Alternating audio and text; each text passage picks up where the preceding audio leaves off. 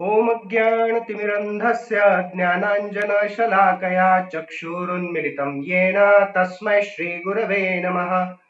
श्रीचैतन्यमनोभीष्टं स्थापितं येन भूतले स्वयं रूप कदा मह्यं ददाति स्वपदान्तिकम्।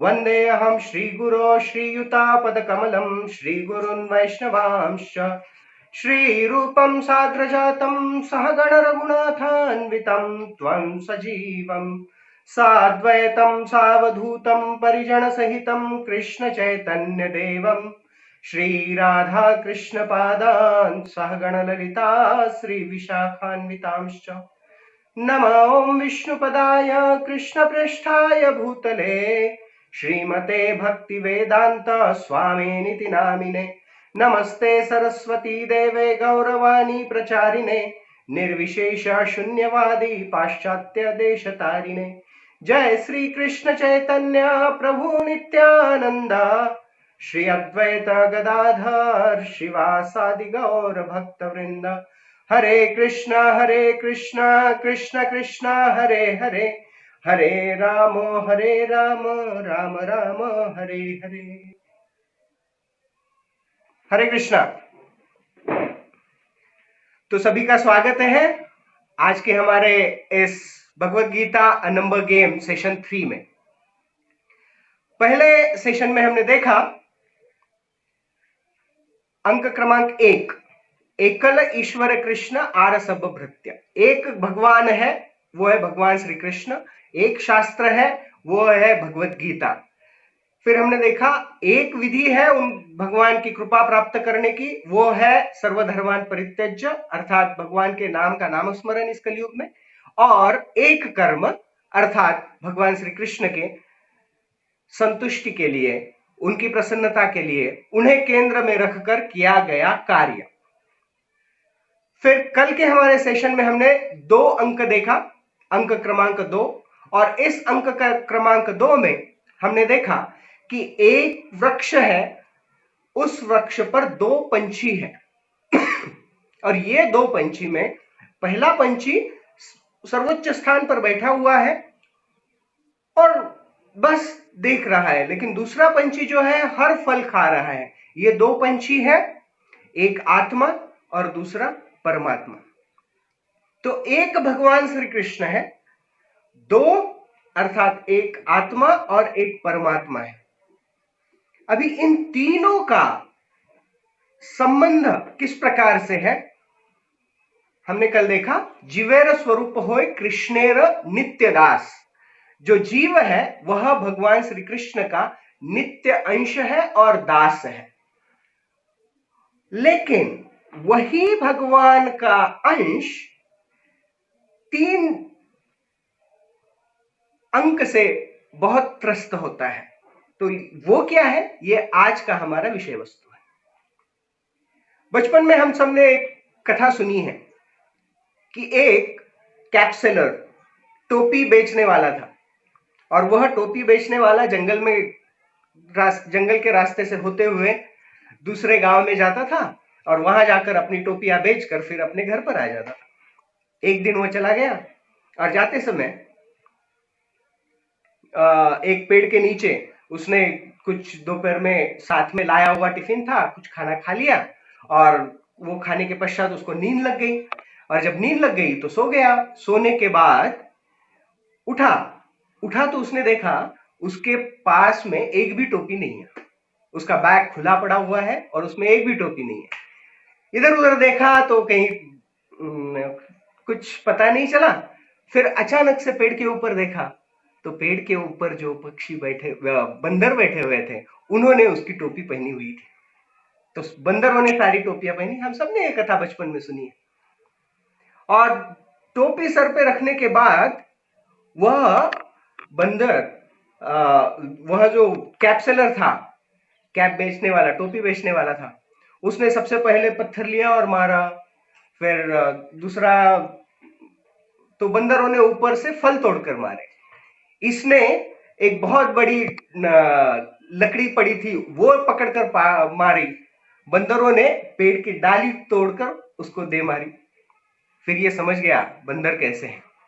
फिर उसने अपने सर के ऊपर की टोपी निकाली, बॉक्स में डाली। बंदरों ने भी उनके उनके सर के ऊपर जो टोपियां थी वो निकाली और बैग में डाल दी। फिर उसने सारी कैप्स कलेक्ट की, पैक किया और वहां से निकल गया। ये स्टोरी हमने सुना है। अब इसके आगे का स्टोरी जो हमने कभी सुना नहीं। फिर दिन बीतते गए, साल बीतते गए और समय इतना हो गया कि वह टोपी बेचने वाला बूढ़ा हो गया। उसका बेटा और उसके बेटे का बेटा टोपी बेचने का व्यवसाय करने लगा और उसका पोता जा रहा था एक दिन इसी रास्ते से टोपी बेचने के लिए। तो वो जब जा रहा था तब जाते जाते जाते फिर से वो पेड़ लगा, पेड़ के नीचे वो सो गया। उठने के बाद उसने देखा कि उसकी जो बैग है उसमें कोई टोपी नहीं है, सारी टोपियां गायब है। अब दादाजी ने सिखाया था ऐसे होने वाला है, तो उसने देखा, लेकिन फिर भी उसको बहुत गुस्सा आया। शुरुआत में देखा कि ये बिजनेस क्या है, ऐसा बिजनेस क्यों करने का जहां पर रिस्क ही रिस्क है। मेरी तो सारी टोपी आ गई, उद्विग्न हो गया, बहुत दुखी हुआ। सोचा कि अभी फिर भी चलो करते हैं। फिर उसको इतना गुस्सा आया, बोला ये बंदर सुधरते नहीं है, इतने सालों से ये इसी तरह सा व्यवहार सब तरफ हो रहा है लेकिन फिर भी सुधरते नहीं है। उसने भी पत्थर लिया, मारा इस तरह से। फिर बोला कि नहीं, दादाजी ने जो बोला वो सुनना पड़ेगा। दादाजी ने एक ट्रिक बताई थी और वो ट्रिक क्या थी? उसने टोपी पहनी हुई नहीं थी, उसने जेब में एक टोपी थी वो निकाली, सर पर पहनी और पहनकर फिर उसको निकालकर फेंका। बंदरों भी ने भी वो निकालकर फेंकेंगे ऐसा उसे लगा, लेकिन बंदरों ने टोपी नहीं फेंकी। एक बंदर नीचे उतरा, उसने जोर से इसे एक थप्पड़ लगाया और बोला, दादाजी के सिर तुम्हारे हैं, हमें भी हमारे दादाओं ने सिखाए हैं कि ऐसे टोपी निकालकर नहीं फेंकने का। बहुत मजा लिया है हमने ये स्टोरी का, बचपन में हमने सुनी, हमारे बच्चों को सुनाई, लेकिन वास्तविक रूप में एक इस टोपी बेचने वाले की जो चेतना है, वह जो कार्य करता है, उस कार्य का आधार आज का हमारा तीसरा अंक है। पहला अंक एक, भगवान श्री कृष्ण, दो अंक आत्मा और परमात्मा। तीसरा अंक, हमारा तीसरा अंक है भगवान श्री कृष्ण में, भगवान श्री कृष्ण भगवत गीता में बड़ा जोर देकर एक एक नहीं तीन तीन अध्यायों में इसका वर्णन करते हैं। 14वां अध्याय पूर्ण रूप से इन्हीं तीसरे अंक पर आधारित है। 17वें अध्याय में भगवान श्री कृष्ण इसी तीसरे तीन गुणों का वर्णन करते हैं और 18वें अध्याय में भी इसका वर्णन करते हुए हमें जीवन व्यतीत करने की शिक्षाएं प्रदान करते हैं। यह आज का हमारा तीसरा अंक है जो आज हम देखने वाले हैं आने वाले 20-25 मिनट में। वह आज का तीसरा अंक है, 3 गुण। भगवान श्री कृष्ण भगवत गीता में कहते हैं, दैवी एषा गुणमयी मम माया दुरत्यया मामेव ये प्रपद्यन्ते माया में ताम तरन्ति ते। भगवान श्री कृष्ण कहते हैं, दैवी एषा गुणमयी, मेरी जो प्रकृति है, जिस प्रकृति के भीतर हम सब लोग हैं, मेरी प्रकृति बड़ी ही शक्तिशाली है। और कैसी है? गुणमयी है। गुण, गुण संस्कृत शब्द का एक अर्थ होता है क्वालिटी और एक अर्थ होता है रस्सी, जबरदस्त रस्सी, ऐसी रस्सी की जो आसानी से ना टूटे। तो यह जो सारी प्रकृति है यह 3 गुणों से बनी हुई है। प्रकृति के 3 गुण हैं। तो जब आप आध्यात्मिक जगत में अभी पहला दूसरा पहला अंक दूसरा अंक का तीसरे अंक के साथ का संबंध देखिए।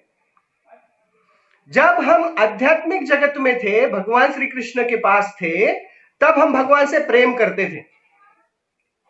लेकिन जब वहां से भगवान से ईर्ष्या कर कर जब इस भौतिक जगत में हम आ गए, तब हमारा संपर्क हुआ ये तीनों से। और जब इन तीनों से हमारा संपर्क हुआ तो वहां पर जो तो प्रेम था वो यहां पर काम में परिवर्तित हो गया। ये तीन भगवान की प्रकृति के जो तीन गुण हैं, वह वास्तविक रूप में हर किसी को बंदिस्त करते हैं। इस भौतिक जगत को दुर्ग कहा जाता है। दुर्ग अर्थात बहुत बड़ा किला, कारागार के जैसा, और उस दुर्ग की रक्षा करती है दुर्गा देवी। और दुर्गा देवी ने महिषासुर को मारा था। किस चीज से मारा था? ना तलवार से, ना धनुष्यबाण से, उसने मारा था त्रिशूल से। उस त्रिशूल को 3 नुकीले अंग होते हैं जो हमें निरंतर तकलीफ देने का कार्य करते हैं। आदि भौतिक, आदि दैविक, आध्यात्मिक क्लेश। और यह जो दुर्गा देवी है वह हम सभी को नियंत्रित करती है। जैसे कठपुतली होती है, कठपुतली के खेल में जो कठपुतली है वो अपने आप नहीं नाचती है, ऊपर उसको नचाने वाला होता है, वो नचाता है। तो उसी प्रकार से इस प्रकृति के 3 गुण हैं, भगवान की दैवी प्रकृति के 3 गुण हैं। इस 3 गुणों के द्वारा हर जीवात्मा, हर जीव बंदिस्त है। और यह है आज का हमारा 3 अंक। 3 गुण है, कौन कौन से? सत्वगुण, रजोगुण और तमोगुण। समझने में, सुनने में और स्वीकार करने में बड़ा ही आसान है। 3 गुण है, mode of goodness, mode of passion, mode of ignorance. लेकिन इन 3 गुणों की महिमा, इन 3 गुणों की शक्ति अगर हम समझ जाए तो शायद हमारा बेड़ा पार हो जाए। भगवान भगवत गीता के 14वें अध्याय में पूर्ण रूप से, जिसका शीर्षक है गुणत्रय विभाग योग, अर्थात 3 गुणों से व्यक्ति किस प्रकार से बंदिस्त होता है, भगवान श्री कृष्ण अर्जुन को इस विषय में विस्तार से ज्ञान प्रदान करते हैं। तो हमारे पास समय काफी कम है, तो संक्षेप में हम इन 3 गुणों को समझने का प्रयास करेंगे और इन 3 गुणों पर विजय प्राप्त करने की पद्धति क्या है, इस पर विचार करेंगे। तो यह जो 3 गुण है थोड़ा सा क्लिष्ट है, लेकिन हम जितना सहजता से समझ सकते हैं वो प्रयास करेंगे। इन तीनों गुणों में अगर हम देखा जाए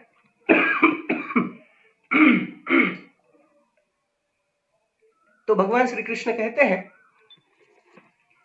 इस संसार का कोई भी व्यक्ति, भगवत गीता के 18वें अध्याय में, भगवत गीता के 18वें अध्याय के 40वें श्लोक में भगवान श्री कृष्ण कहते हैं, न तदस्ति पृथिव्या वादिवी देवेषु वा पुनः सत्वं प्रकृति जैर्मुक्तम यदेभिः स्त्रीर्भिर्गुणे। भगवान श्री कृष्ण कहते हैं, ना इस भौतिक जगत पर, ना इस पृथ्वी पर, ना उच्चतर ग्रहों में, ऐसा देवी देवताओं में भी ऐसा कोई प्राणी नहीं है या जो इन 3 गुणों के अधीन नहीं है। Everybody is under these 3 modes of material nature. हर कोई इन 3 गुणों के प्रभाव में है। क्या क्या है वो भी हम देखेंगे। उससे पहले इन 3 गुणों को पहचाने कैसे? What is mode of goodness? What is mode of passion? What is mode of ignorance? भगवान श्री कृष्ण कहते हैं, सत्वं रजस्तमं इति गुणां प्रकृति संभवा निबद्धन्ति महाबाहो देहे देहिनम अव्ययम।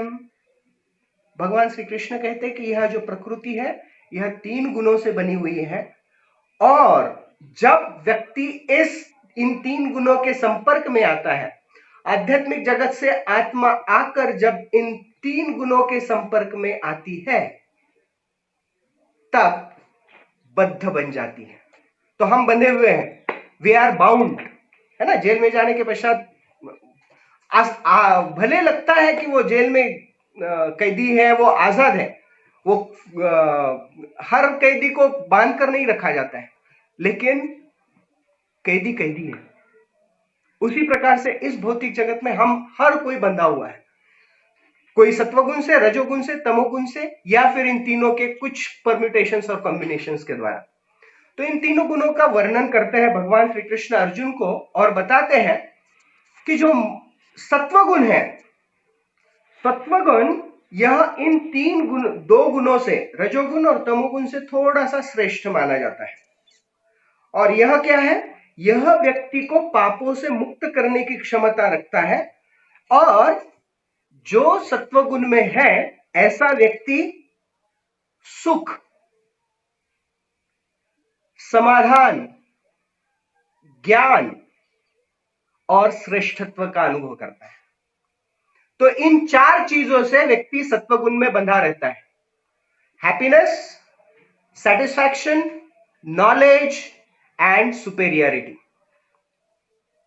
यह चार चीजें हैं जिसके माध्यम से सत्वगुण हमें बंदिस्त रखता है। सत्वगुणी व्यक्ति आनंद का अनुभव करता है, वह समाधान, तृप्तता का अनुभव करता है, लेकिन बंधा हुआ है। भले इन गुणों का अनुभव कर रहा है लेकिन फिर भी बंधा हुआ है, क्योंकि इन गुणों को छोड़कर वह कुछ और करने की अभिलाषा नहीं रखता है। हमारे राधा गोपीनाथ मंदिर मुंबई के ब्रह्मचारी बताते हैं कि ट्रेन में, लोकल ट्रेन में वो भगवत गीता बेचने का कार्य करते हैं जब गीता मैराथन होता है। तो यह तीन तरह के व्यक्ति मिलते हैं। एक तरह का व्यक्ति होता है सत्वगुणी, जो खुश है, वो उसको कहा जाता है कि गीता लो ना, तो बोलता नहीं सब अच्छा है, कोई जरूरत नहीं, प्यार से कहता है, राइट। सत्वगुण सेटिस्फैक्शन, काम, स्माइल, ये गुण प्रदर्शित करते हैं। रजोगुण क्या प्रदर्शित करता है? भगवान श्री कृष्ण कहते हैं रजोगुण जब उत्पन्न होता है तब व्यक्ति असंख्य कामना, attachment to fruitive results, fruitive activities, सकाम कर्मों में लिप्त होता है। मुझे ये करना है, ये पाना है, इतनी ऊंचाई पर जाना है। रजोगुण, तो रजोगुणी व्यक्ति बहुत कुछ प्राप्त करना चाहता है, उसकी असंख्य कामनाएं होती हैं, he has lots of desires, और वो अपनी इच्छाओं से बंधा हुआ होता है। तो जिस तरह से सत्वगुण का बाइंडिंग फोर्स, सत्वगुण हमें किस तरह से बांध कर रखता है? आनंद, समाधान, ज्ञान और श्रेष्ठत्व की भावना। रजोगुण हमें बांध कर रखता है हमारे सकाम कर्म, अनगिनत इच्छाएं और हमारी अटैचमेंट, हमारी आसक्ति के द्वारा रजोगुण हमें बांध कर रखता है। जो तीसरा गुण है वह है तमोगुण, और तमोगुण प्रदर्शित करता है प्रमाद, आलस और निद्रा। ये व्यक्ति ज्यादा इच्छा हो ना हो लेकिन मैडनेस में, पागलपन में बैठा हुआ है, भालू के जैसा आलसी है, बहुत बहुत ज्यादा आलस का प्रतिनिधित्व करता है। और तीसरा निद्रा। निद्रा वास्तविक रूप में हमारे दिन काल में जितनी आवश्यक है उससे अधिक जो निद्रा है वह तमोगुण का प्रदर्शन करती है। ये तीनों गुणों में ये श्रेष्ठ, वो कनिष्ठ, वास्तविक रूप में यही गुण होना चाहिए ऐसे नहीं है। अनेकों स्थान पर अलग अलग गुणों की आवश्यकता होती है। जैसे सकाम कर्म और निर्माण का जो कार्य होता है वह रजोगुण के बिना संभव नहीं है। तो ब्रह्मा जी जब निर्माण कार्य करते हैं वह रजोगुण का प्रतिनिधित्व करते हैं।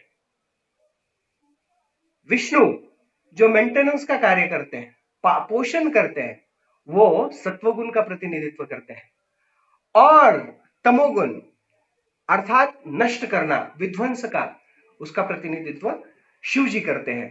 तांडव के द्वारा सारा ब्रह्मांड नष्ट करने का कार्य शिव जी करते हैं। तो ये तीन गुण, इन तीनों गुणों का प्रभाव हमारे जीवन में निरंतर है। ये तीन गुण कहां कहां पाए जाते हैं? एक्चुअली देखा जाए तो इस संसार की हर चीज इन तीन गुणों में स्थित है। कपड़ों को ले लो, कैसे पहचाने इन तीनों गुणों को? सत्वगुण का लक्षण क्या है?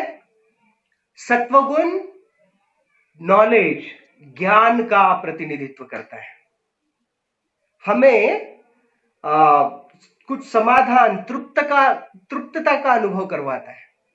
तो भगवान श्री कृष्ण इन अध्यायों में पूर्ण रूप से समझाते हैं कि कौन सी चीज 17वें अध्याय में वो बताते हैं कौन सी चीज सत्वगुण में है, कौन सी चीज रजोगुण में है, कौन सी चीज तमोगुण में है। वास्तविक देखा जाए तो कपड़े तीन गुणों में है। आजकल हम जब टीवी आदि पर देखते हैं, कुछ प्रकार के कपड़े पहने हुए लोगों को देखा तो सत्वगुणी भाव मन में आते हैं। किसी प्रकार के कपड़े पहने हुए लोगों को देखा तो रजोगुण अर्थात इच्छा, अपेक्षा, प्रेम, इस भावना का वृद्धि होता है। और कुछ प्रकार के कपड़े देखे तो तमोगुणी विचार मन में आते हैं। स्थान तीन गुणों पर होते हैं। जैसे मंदिर का जो गर्भगृह है, मंदिर का गर्भगृह सत्वगुणों से परिपूत होता है। व्यक्ति कितना भी बेवड़ा क्यों ना हो, मंदिर के गर्भगृह में अगर जाएगा तो थोड़ा सा हिचकिचाएगा, क्योंकि उस स्थान का प्रभाव होता है, उस स्थान के गुण का प्रभाव होता है। और वही व्यक्ति अगर रात को 12 बजे किसी बार में चला जाए और बार में जाकर उसको कहा कि जरा संस्कृत श्लोक गाकर बताओ, तो वो गा नहीं पाएगा, क्योंकि उस स्थान का प्रभाव है। दिन का समय भी तीन गुणों में स्थित है। सूर्योदय से 2 घंटा पहले से लेकर सूर्योदय के 2 घंटा आगे तक का जो समय है वह सत्वगुण का समय है। फिर जैसे ही 9 बजे का आगे का समय शुरू हो जाता है तो व्यक्ति काम करने में लग जाता है, पैशन से, रजोगुण से, कुछ प्राप्त करने की अभिलाषा से सारा दिन भर कष्ट करता है रजोगुण में स्थित होकर। और जैसे रात होना शुरू हो जाती है तब सात्विक रजोगुणी चीजें बंद होने लगती हैं और तमोगुणी स्थान, शराब के अड्डे, वेश्यालय, ये सब शुरू हो जाता है। कब तक चलता है? सुबह सुबह, जब तक ब्रह्म मुहूर्त शुरू नहीं होता है ना। 31 दिसंबर को लोग रात भर पार्टी करते हैं और पार्टी करने के बाद जब ब्रह्म मुहूर्त शुरू होने वाला है सब सो जाते हैं, राइट? क्योंकि उस समय उन गुणों का प्रभाव होता है, सत्वगुण, रजोगुण, तमोगुण। हमारी जो वाक शक्ति है, बोलने की क्षमता है, वो भी इन तीन गुणों में है। हम जो बोलते हैं वो भी तीन गुणों में है। कोई प्रकार के व्यक्ति होते हैं जिनका बोलना बड़ा ही मीठा होता है, सुनने को अच्छा लगता है, प्रेम निर्माण होता है, सत्वगुणी है। किसी प्रकार के व्यक्ति है जो बोलेंगे तो बस ऐसा मानो अभी बॉर्डर पर जाकर लड़ाई करने वाले हैं, रजोगुणी है। और कुछ तमोगुणी, कुछ लोग होते हैं कि जो किसी की तारीफ भी करेंगे ना तो वो तारीफ के एक वाक्य में 3-4 गाली दे देंगे, तमोगुणी है। तो सत्व, रज, तम इज प्रेजेंट एवरीवेयर। हर चीज इन तीन गुणों में स्थित है। संगीत भी तीन गुणों में स्थित है। एक होता है सुश्राव्य, मधुर, सुगम, शास्त्रीय संगीत। फिर दूसरा होता है प्रेम गीत, जिसमें हीरो हीरोइन एक दूसरे के पीछे भाग रहे हैं गाने गाते हुए, ये है रजोगुण में स्थित। और फिर कर्ण कर्कश डीजे, जब रास्ते पर हम चलते हैं, डीजे लगा हुआ है तो कान के पर्दे मानो अभी फटने वाले हैं, हृदय कंपायमान हो रहा है, ऐसी स्थिति में ये जो इस प्रकार का जो म्यूजिक होता है वो होता है तमोगुणी। अन्न है, भगवान श्री कृष्ण भगवत गीता के 17वें अध्याय में अन्न के विषय में भी वर्णन करते हैं कि किस प्रकार का अन्न किस प्रकार के गुण में अंतर्भूत होता है। भगवान कहते हैं कि जिससे हमारा सत्व, हमारी जो स्थिति है वो स्वस्थ बन जाती है। जो मीठा होता है, स्वादिष्ट होता है, ऐसा जो अन्न है वह सत्वगुणी अन्न है। भगवान कहते हैं आयु सत्व बलारोग्य सुख प्रीति विवर्धना आहार रस्या स्निग्धा तथा हृदया आहार सात्विक प्रिया। रसदार, स्निग्ध, दूध और दूध के द्वारा बने हुए पदार्थ और जो हृदय को आनंद प्रदान करते हैं, ऐसे जो अन्न पदार्थ है वो सत्वगुण में स्थित है। फिर भगवान कहते हैं कट्व अम्ल लवनाति उष्ण तीक्ष्ण रुक्ष विदाहिना आहार राजस श्रेष्ठा दुख शोका भयप्रदा। कि जो रजोगुणी अन्न है ना, कुछ किसी किसी को एकदम तर्री चाहिए, लाल, एकदम तीखा, एकदम कड़वा, एकदम खट्टा, इस प्रकार का जो अन्न है वह रजोगुण का प्रदर्शन करता है। और फिर यातयाम गतरसम पूति पर्यूषितम च यत् उच्चिष्टम अपि चामेध्य भोजनम तामस प्रिय। ऐसा अन्न जो बहुत दिनों से पकाया हुआ है, जिससे कोई सुगंध नहीं आ रही है, उससे बदबू आ रही है ना। हमको ऐसे लगता है कि ऐसा अन्न लोग नहीं खाना चाहेंगे, लेकिन खाते हैं। मच्छी मार्केट में जब लोग जाते हैं तो नाक के ऊपर ऐसा कुछ बांध कर खरीदने जाते हैं, लेकिन खाने के लिए उतावले हैं। तो सत्व रजो तमोगुण, तो इन तीन गुणों में इस संसार की हर चीज, हर वस्तु बद्ध है और इन तीन गुणों के आधार पर ही हमें जो फल मिलता है वो भी होता है। सत्वगुण का फल है। समय बहुत कम है, विषय बहुत बड़ा है। इस विषय का थोड़ा सा हिस्सा हम कल भी लेंगे, क्योंकि कल हमारा चौथा गुण हम नहीं देख रहे, हम देखने वाले हैं क्वेश्चन आंसर्स, जो आज तक मुझे आए और जो आज क्वेश्चन मुझे आएंगे व्हाट्सएप पर, उस पर हम कल पूरा सेशन चर्चा करेंगे। तो सत्वगुण का जो परिणाम है वह है ज्ञान प्राप्ति, शुद्धता और श्रेष्ठ ग्रहों की प्राप्ति। रजोगुण का जो फल है वह है दुख, लोभ और फिर से इसी भौतिक जगत में, इसी पृथ्वी पर। तमोगुण का जो फल है वह है प्रमाद, पागलपन, मैडनेस, भ्रमित हो जाना। तो संक्षेप में अभी हमारे पास केवल 5 मिनट है, तो हम देखेंगे इन तीन गुणों में रहकर भी हम बंद है। सत्वगुण में रहने के बाद भी हम बंदिस्त ही है, लेकिन आगे प्रगति करने के लिए कम से कम सत्वगुण के स्तर पर आना आवश्यक है। इसीलिए आचार्य समझाते हैं कि भक्ति में अगर हमें प्रगति करनी है तो हमें कम से कम सत्वगुण के स्तर पर उठना चाहिए।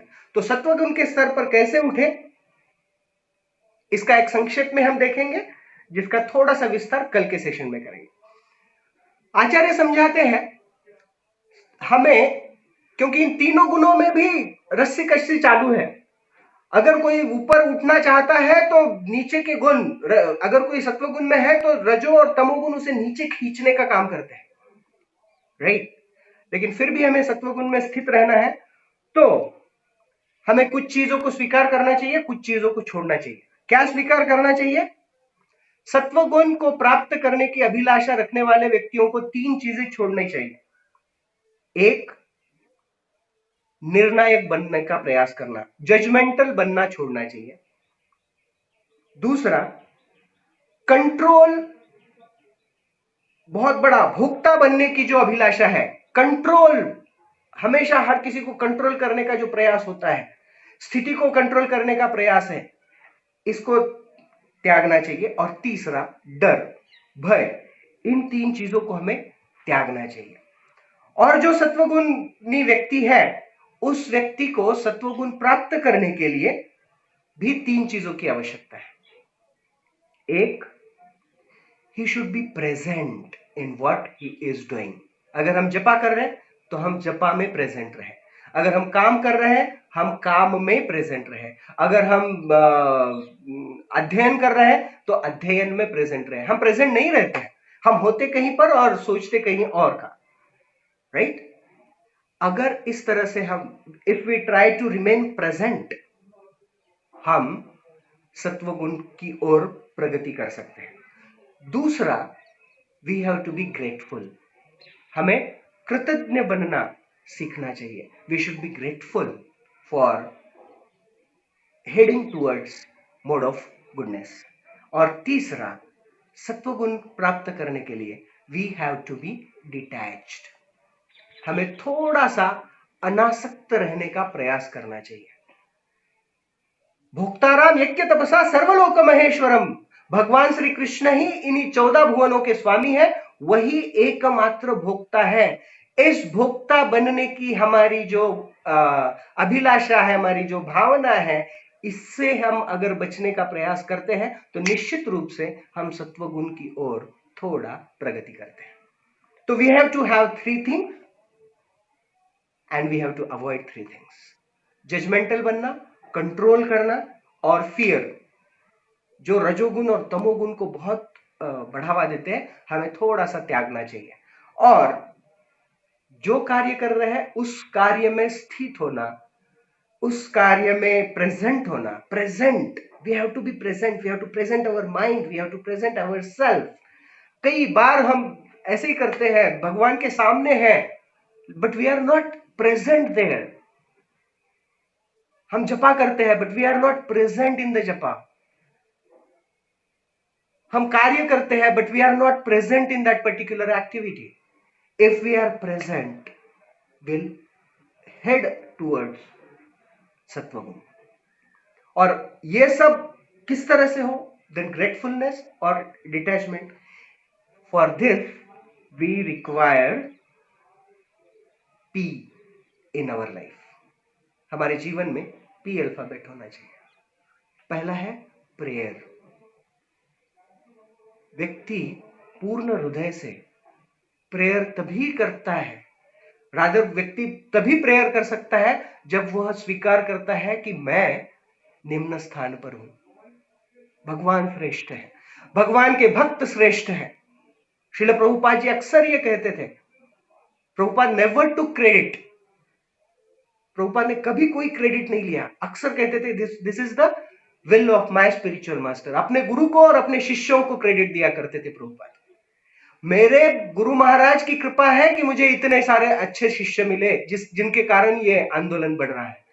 Always grateful, we not taking any credit for himself, right? We have to be in prayerful mood. और शारीरिक स्तर पर हमें मोड ऑफ गुडनेस प्राप्त करने के लिए थोड़ा रुकना आवश्यक है, और उसके लिए प्राणायाम की आवश्यकता है। We should do to make our body fit and fine, healthy, in the mode of goodness, pranayam. And then last, we have to pen down. बहुत इफेक्टिव टूल है पेन डाउन, अर्थात पेन लेना है और डाउन डालना है, नहीं, pen लेना है और लिखना है। वी शुड राइट, दिन में एक बार कम से कम सोते समय we should write, was my day today was one step towards Krishna or one steps away from Krishna? किस गुण से मैं आज प्रभावित रहा? मेरे कार्यों के द्वारा, मेरी आज की गतिविधियों के द्वारा मैं एक कदम भगवान की ओर गया हूं या एक कदम भगवान से दूर गया हूं? We should write down, we should note it down, we should pen down. So prayers, pranayama, pen down. हम इस प्रकार से अगर हम अपनी गतिविधियों को समझकर आगे बढ़ने का प्रयास करेंगे तो निश्चित रूप से धीरे धीरे वह जो कल का हमने देखा परमात्मा, दूसरा पंछी, उसके संपर्क में आने की प्रोसेस हमारी शुरू हो जाएगी। और जब भगवान श्री कृष्ण के संपर्क में आएंगे तो हमारा जीवन सफल हो जाएगा। आवश्यकता है कलयुग में यह सब करने के लिए, जैसे श्रील प्रभुपाद जी ने हमें प्रेरित किया है, चैतन्य महाप्रभु का आंदोलन दिया है, हरिनाम संकीर्तन, हरे कृष्ण कृष्ण कृष्ण हरे हरे, हरे राम राम राम हरे हरे। तो संक्षेप में आज का हमारा तीसरा अंक था, तीसरे अंक में भगवान श्री कृष्ण जोर देकर 14वें अध्याय में, 17वें अध्याय में और 18वें अध्याय में जोर देकर हमें इस बात पर जागृत करते हैं, 3 मोड्स ऑफ मटेरियल नेचर, सत्वगुण, रजोगुण, तमोगुण। हम देखते हैं इस संसार की हर वस्तु इन 3 गुणों में स्थित है। इस संसार की हर वस्तु, हमारी हर गतिविधि, हमारा बोलना, हमारा रहना, हमारा परिसर, everything comes under the 3 modes of material nature. और इन 3 गुणों का लक्षण क्या है हमने देखे, sattvaguna happiness, satisfaction, knowledge and superiority. Passion rajoguna attachment to fruitive activities, binds by the rope of desires and attachment, हमारी असीमित इच्छाएं और हमारी आसक्ति। और तमोगुण का लक्षण है पागलपन, भ्रमित होना, सोना और आलस, राइट, प्रमाद। तो इन तीनों से धीरे धीरे इन गुणों से उठकर सत्वगुण को प्राप्त करने के लिए हमें जजमेंटल, कंट्रोलर और फियर को त्यागने की आवश्यकता है। इन 3 गुणों से ऊपर उठकर सत्वगुण प्राप्त करने के लिए हमें प्रेजेंट रहना चाहिए हमारी गतिविधियों में, हमें ग्रेटफुल अर्थात कृतज्ञ रहना चाहिए और आसक्ति को थोड़ा सा कम करने का प्रयास करना चाहिए। और कैसे करें? प्रेयर, प्राणायाम, पेन डाउन। रात में सोते समय आज हम लिखे, how was my day today, was it in the mode of goodness, passion और इग्नोरेंस, या फिर 80% इग्नोरेंस, 10% पैशन और 10% सत्वगुण, अलग अलग